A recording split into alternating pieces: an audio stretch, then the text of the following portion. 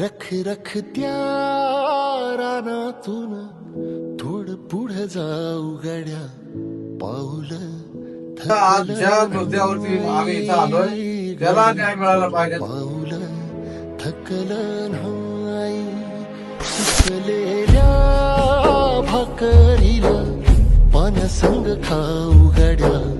पाऊल थकलं नाही गड्या पाऊल थकलं नाही झालो बरबाद जरी बसला घाव उरी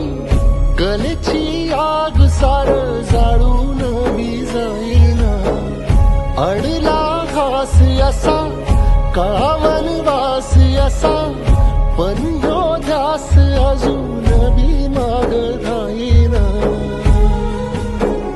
फिरला त्यो